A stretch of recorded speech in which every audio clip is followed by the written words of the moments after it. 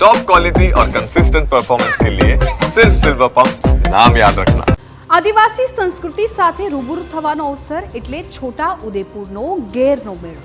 ક્વાંટમાં આયોજિત ગેર મેળામાં ભાતીગત આદિવાસી સંસ્કૃતિના દર્શન થયા અને આ મેળામાં આદિજાતિ વિકાસ પ્રધાન કુબેર ડિંડોર પણ ઉપસ્થિત રહ્યા હતા. આદિવાસી વાદ્યો, ઢોલનો તાલ સાથે વિવિધ આદિવાસી કલાકારોએ પોતાના પરંપરાગત નૃત્ય રજૂ કર્યા હતા.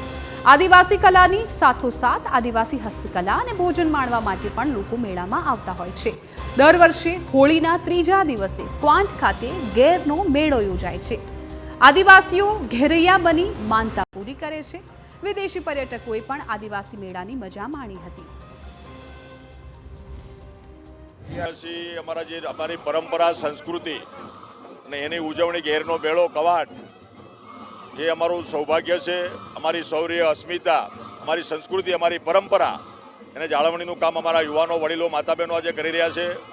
અને આજે અમારું વહીવટીતંત્ર, શાસન અને પ્રશાસન સાથે સમાજના આગેવાનો, અમારા પ્રભારી મંત્રીશ્રી અને અમારા અન્ય ધારાસભ્યશ્રીઓ, જિલ્લા પ્રમુખશ્રી, સાથે સાથે અમારા સાંસદ અને બધા જ આદિવાસી સંસ્કૃતિની આ કલાને માણવા, ઉજાળવાને એમાં સહભાગી થવા માટે પધાર્યા છે. આદિવાસીની જે પરંપરા છે અને અમારી જે સંસ્કૃતિ છે એ અમે 12 મહિનાથી અમે તૈયારી કરતા હોય છે.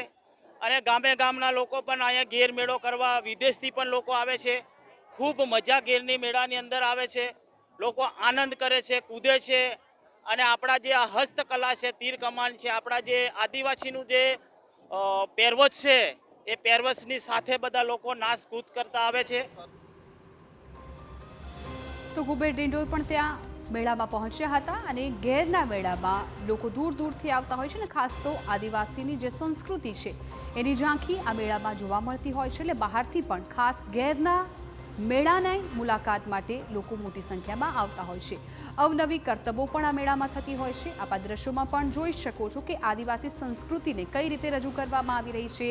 જે તેના વાદ્યો છે, જે તેમનું નાચગાન છે, એ તમામ તેમની જે સંસ્કૃતિ છે એ આ મેળામાં બતાવવામાં આવતી હોય છે. ક્વાંટમાં ગેરનો મેળો યોજાયો હતો અને હોળીના ત્રીજા દિવસે આ મેળો યોજાતો હોય છે ત્યારે આદિવાસી સંસ્કૃતિની ઝાંખી આ મેળામાં જોવા મળી હતી.